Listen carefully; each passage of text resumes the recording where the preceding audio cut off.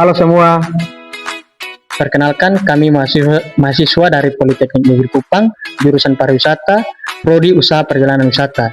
Di sini kami akan membuat video dari mata kuliah tata operasi darat tentang cukai, dan kami ini dari kelompok 2. Perkenalkan, nama saya Brian Wadu. Saya Christine Ladang. Saya Disintaya Ale. Saya Elizabeth Yakudanga. Dan saya Fernando Pauhian.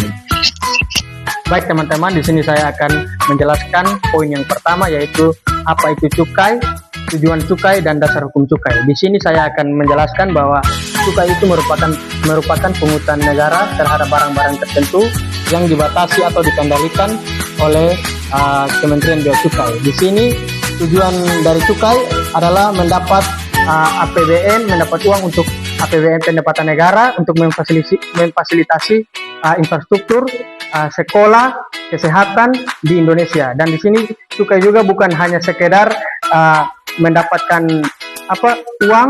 Di sini cukai melindungi masyarakat dari barang-barang tertentu yang dibatasi konsumsinya, seperti alkohol, rokok, dan sampah, dan ini cukai plastik begitu. Nah, di sini ada dasar-dasar hukum juga yang terdapat dari cukai, yang terdapat dari Undang-Undang Nomor 39 Tahun 2007.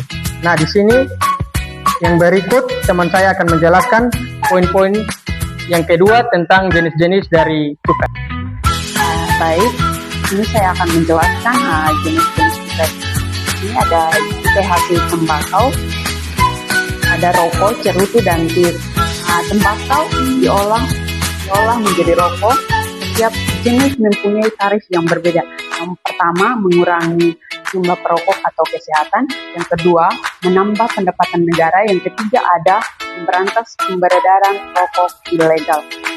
Ada juga cukai itu alkohol atau minuman beralkohol. Contohnya ada anggur, whisky, dan whisky dikenakan cukai untuk melindungi masyarakat dari dampak sosial dan kesehatan akibat konsumsi berlebihan.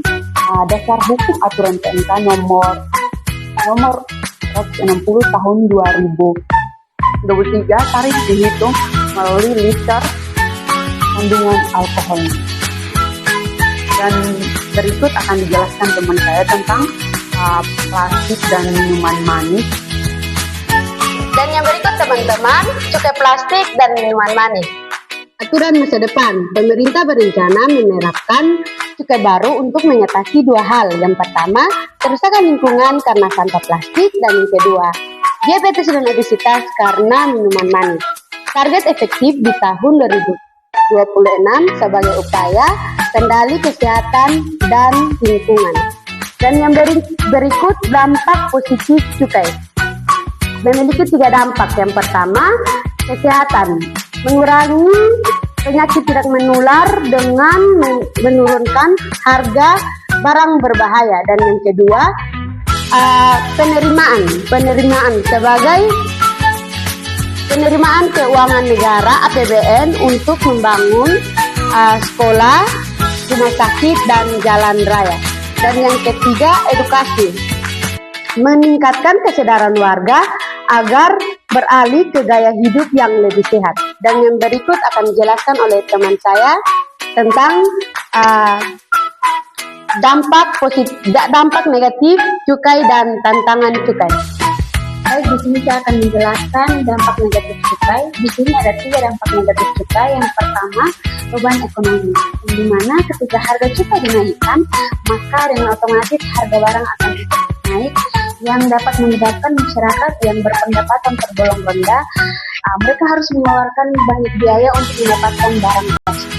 Yang kedua, ada resiko kerja, di mana jika harga barang terlalu mahal, maka pembeli bisa menurun dan dapat mengakibatkan harga tersebut dapat menurunkan jumlah produksi barang yang hingga menyebabkan pengurangan karyawan kerja atau melakukan PHK.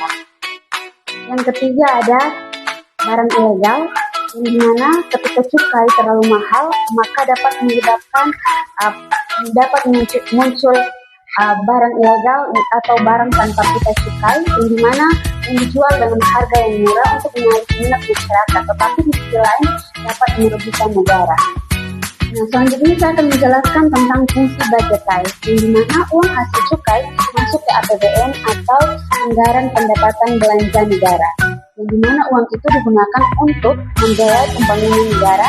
Yang pertama, beasiswa, yang kedua pelayanan kesehatan, yang ketiga pembangunan jalan dan infrastruktur. Baik, di sini saya akan menjelaskan tentang tantangan cukai. Yang pertama, dan cukai harus kerja ekstra mengawasi wilayah Indonesia yang sangat luas dari barang ilegal. Terus yang kedua, penolakan industri. Banyak pengusaha keberatan karena cukai menambahkan biaya produksi dan menurunkan harga penjualan. Dan yang terakhir, waktu penerapan cukai baru sering tertunda karena mempertimbangkan daya beli masyarakat saat ekonomi lesu. Kesimpulannya adalah cukai adalah pungutan negara yang dikenakan pada barang tertentu seperti rokok dan alkohol dengan tujuan mengendalikan konsumsi barang tersebut serta menambah pendapatan negara untuk pembangunan dan kesejahteraan masyarakat. Baik, sekian dari kami kelompok 2. Terima kasih.